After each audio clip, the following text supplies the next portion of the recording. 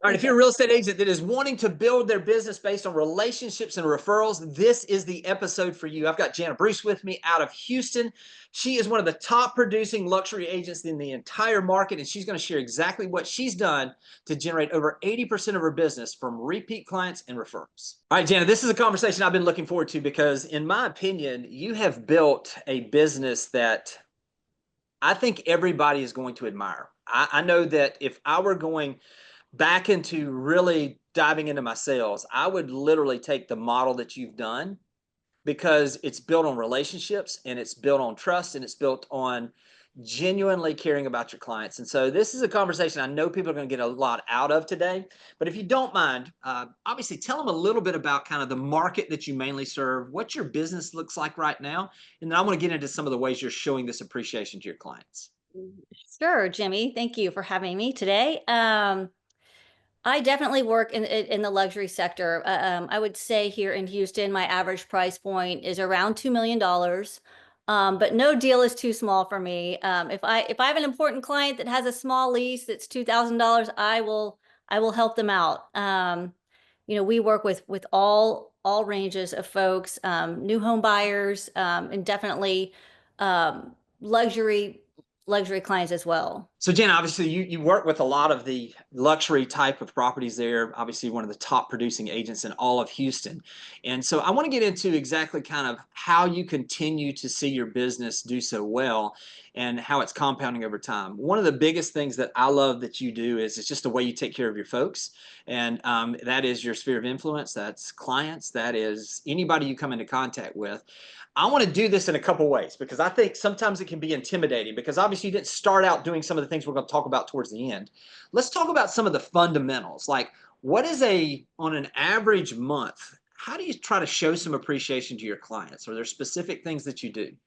Well, sure. Clients are always on the top of my mind, whether it's sending a thank you note because I got a great referral, or if someone's suffered a loss in their family, sending a note then. I'm big on writing thank you notes, and that does not cost anything but a stamp. Yeah. And they're very genuine and heartfelt and true. So that is one thing I do. I probably write about 10 to 15 a week.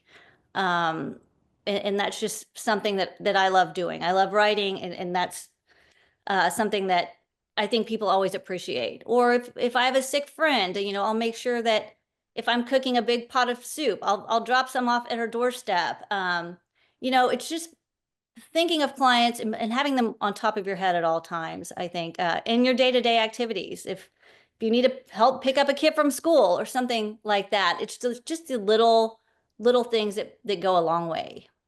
Yeah. Jenna, I know that you spend, I mean, you and I've talked about this, you're almost like obsessed with your clients. You wake up thinking about them, you go to bed thinking about what you can do to do those things. Do you do any kind of, keeping in touch with your sphere of influence, do you do any kind of particular things as far as mailers to that group, or is it mostly just the handwritten cards? I do handwritten notes. I do mailers. I send probably about, two postcards a month to my VIPs.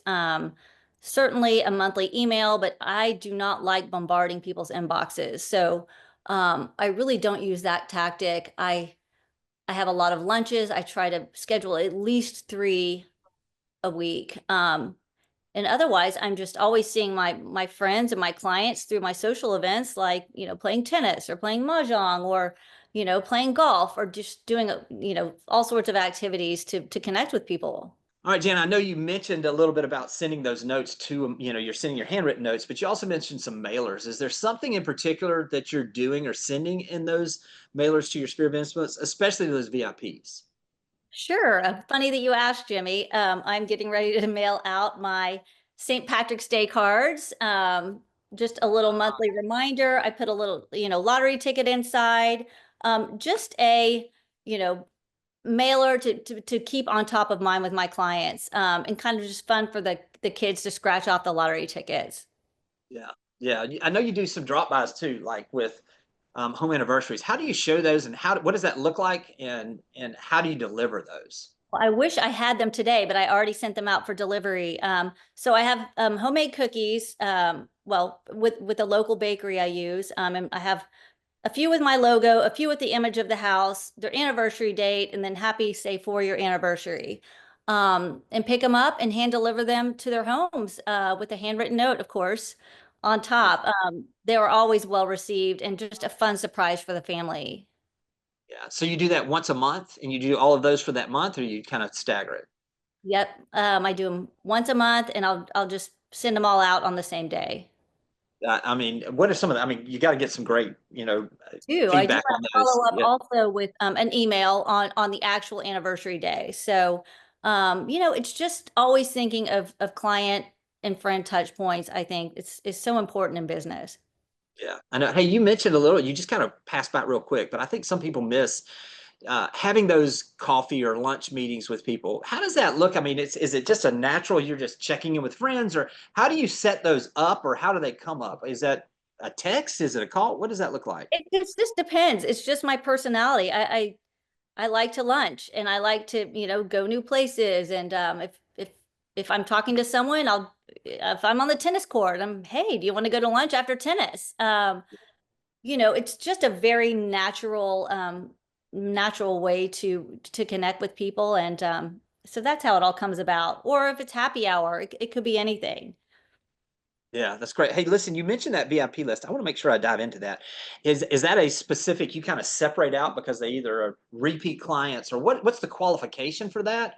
And is there anything in particular special you do for that group? I just call it my biggest fans, whether it's a past client, whether it's a good friend, whether it's somebody who has referred business to me. Um, they are definitely in a different category than everybody else. And I just make sure to, always nurture them. But it's easy because they are my good friends. My clients are my good friends. I stay in touch with them. I know their families. So it's a very easy easy communication.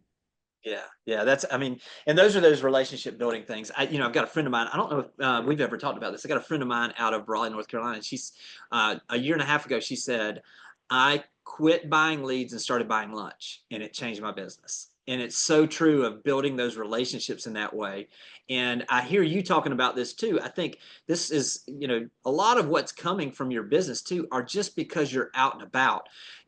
Whether it be tennis, whether it be mahjong, you're where the people are, and naturally that just, it's hard for somebody to refer somebody business unless they know them and like them and trust them, and you're doing those things without even realizing it. It's just part of who you are, I guess, and that's what's so natural about this. And what I think people should lean into is just be yourself. Look, some of this stuff you may not be a note writer like Jana is, but whatever it is, you may be a lunch person. You may be someone that loves to give gifts, or you may not. Whatever it is, I think we're going to go through a bunch of different things in this where people can really latch on to some of this stuff. I know one of the other things I love that you do is by creating that sense of community is you open your home up to people. What does that look like for some of those dinners you do?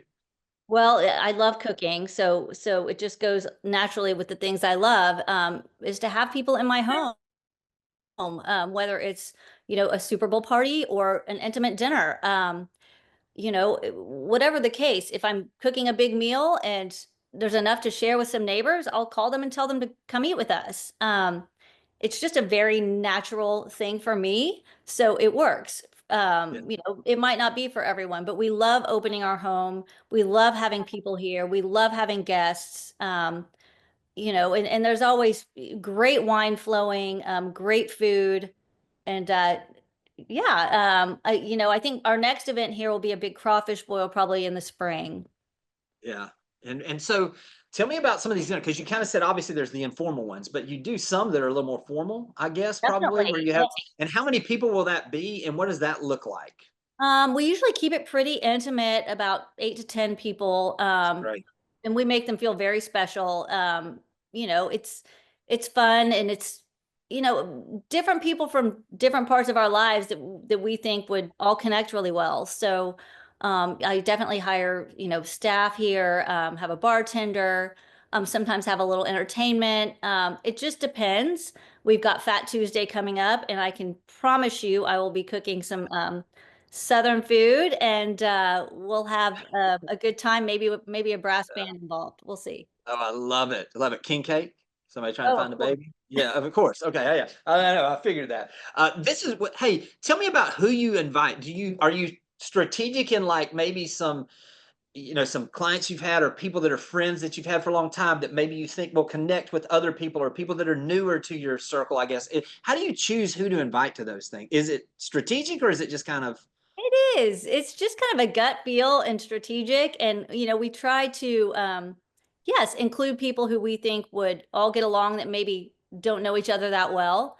Um, and definitely past clients are involved, good friends, whoever it is, we kind of try to keep an eclectic group that will always make a good dinner interesting.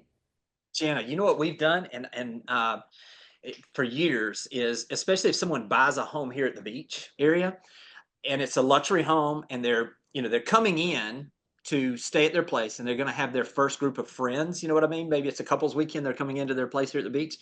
We've done that where we'll do almost like as a closing gift, we'll say, hey, listen, by the way, next time you're in town or whenever you tell me, I want to provide a personal chef to come in, cook dinner at your home for you and your friends. My wife and I'll come, and it's just a great way to become more than just a client, become a friend, become someone that builds a relationship, and that has been so effective for us.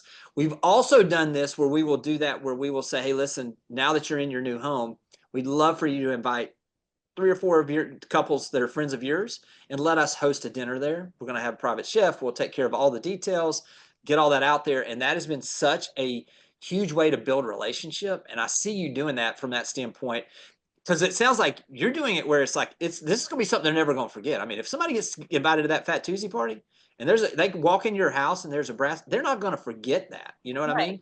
So tell me a little bit, is it, do you do any follow-up after that, or is it just, hey, this is just, we're so glad you were here? Anything that you do in particular after that? Just always a handwritten note. Thank you for Yeah. coming. Um, is a great follow-up and sometimes an email. But yes, I love your idea about, and I've done this before too. When you close on a house, having an open house for the home buyer. Yeah. It is a great way to bring in, people you wouldn't know, friends of this home buyer, and they're like, wow, your agent is throwing you a party. Um, Exactly. I think that is such a great idea, and it's something I also love to do. Yeah, that's great.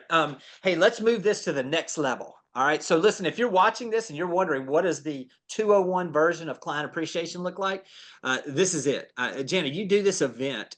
Your Mahjong tournament is pretty. It's aspirational for your client base to want to get an invite. Can you tell us what that is and kind of what all goes into it a little bit too? Sure. Well, Mahjong's kind of like all the rage right now. All the ladies are playing it or learning it. And I love it. I'm a competitive person, so I definitely have started going to some tournaments, and just kind of elevating my play. And I was like, how fun would it be to bring these tournaments to my clients and people I know, but make it fun without so much, competitive pressure.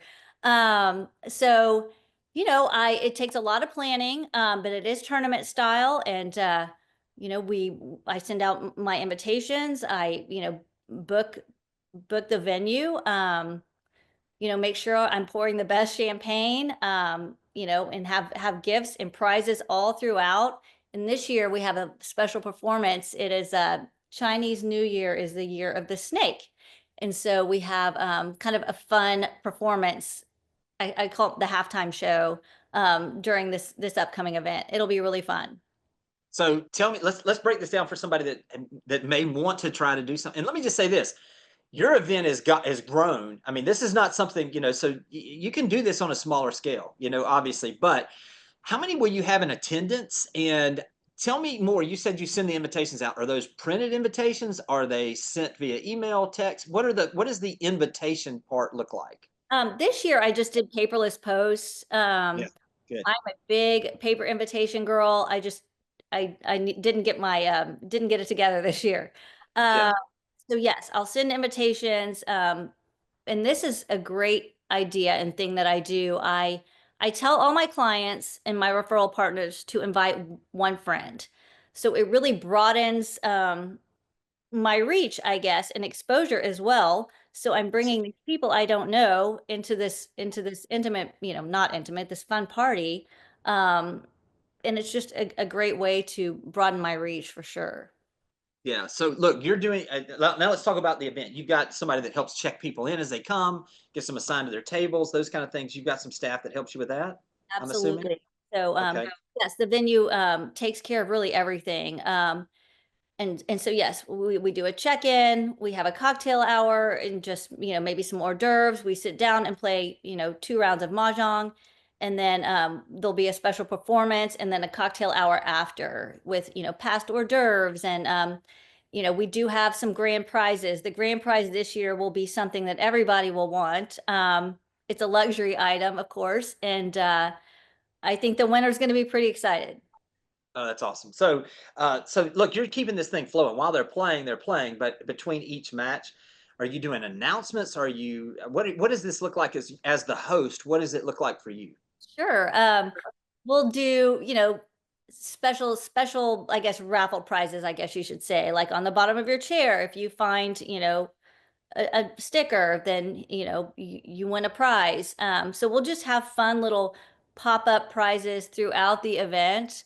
And if somebody wins a round, there'll be a table of prizes that they can choose from. So all Mahjong related usually. But we keep it flowing and keep it really fun. There's not a dull moment. Yeah, that's great. And how does this look? I mean, are you looking at this from a standpoint? I mean, have you generated referrals? Is it mainly just community driven for you? What is this? I mean, obviously, this is a very, very valuable community driving piece and keeps you top of mind. And but anything in particular you want to add to that? Well, I mean, it's definitely all my clients, referral partners. I kind of try to make it an exclusive ticket. I want people to want to come to this. So hopefully they will use me because they want to come to this great party. And I just see it getting bigger and bigger every year. And definitely there's follow-up involved as well. So, it's just a fun time. Yeah, I think it's so smart with the ad and bring a guest because Mhm. it does. It just expands your reach, and all of a sudden, as the host of the party, you absolutely are going to get some business from this. You're going to be top of mind. They're going to send referrals. It's going to keep you right where you want to be as far as that group. And that's one of those. I know that hey.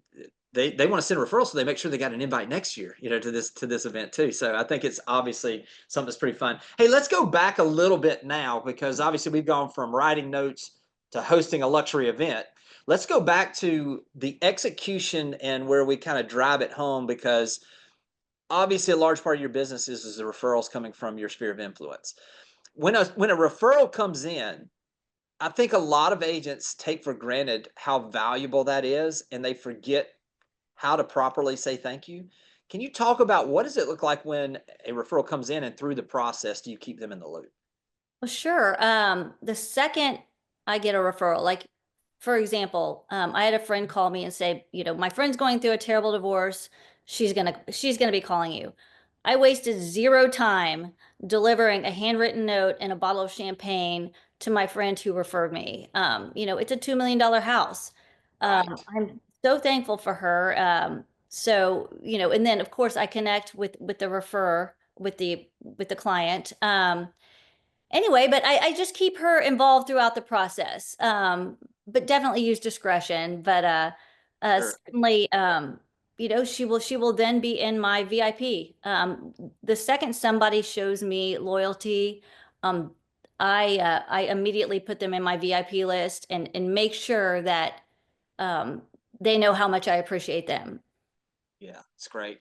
Let's talk a little bit also because obviously, listen, if you're not following Jana on Instagram, I'm going to have a link down below for that. I love the way that it's just such a elegant luxury presence in the way you do those things and way you present yourself and your business. And I think it's a great model. If somebody's looking for something to model after, they should absolutely check out your Instagram. Again, I'll have that down below. But let's talk a little bit about I think sometimes we forget, and I know you have referrals coming in from across the country, and sometimes we're just like, I don't even know where this stuff comes from, but it's like it's all these things you do.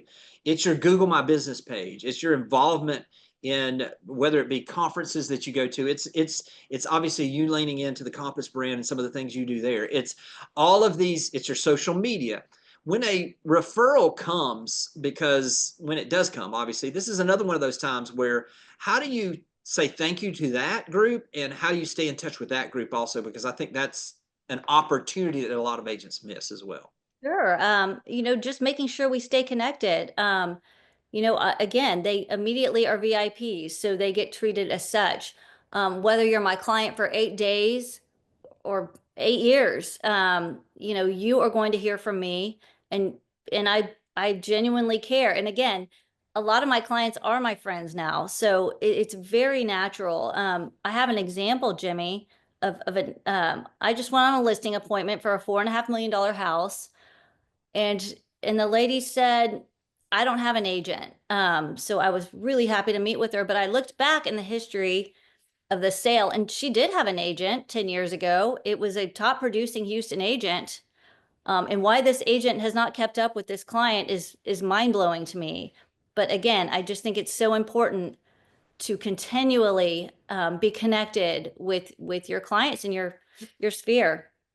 Yeah, no, and look, that's a perfect example of understanding that look, there's going to be some that are going to fall through the cracks. Not that you're going to do that, but things change or whatever. But if you're doing your part, you can continue to, live in a way that you know that you're doing the best you can for your clients. And that is a perfect example of when we don't do it, what happens. $4.5 million, house. I mean, that is substantial from that standpoint. And it kind of speaks to what you're doing. Listen, I will say this. If somebody has, especially a luxury client, but I know you're whoever, but if anybody has a luxury client that is relocating to the Houston market, I cannot recommend you higher than I can right now. I mean, I'm just telling you, this is the way you take care of your people, a way that I've gotten to know how you do your business. It's really quite impressive. And as I mentioned when we first started, look, you've got the business that I think every agent wants and is desiring to build. And so I can't thank you enough. I know people got something out of this. Look, if you got something out of this, let me say this. Go and follow Jana on Instagram. Make sure you reach out to her, let her know how much you appreciate it. Jana, thank you so much for being so transparent and helping agents all across the country. And we'll talk to you guys soon. Thank you. Thanks for watching the video. I specifically chose the video below for you because it builds on the one you just watched. I hope it's helpful, and I'll talk to you soon.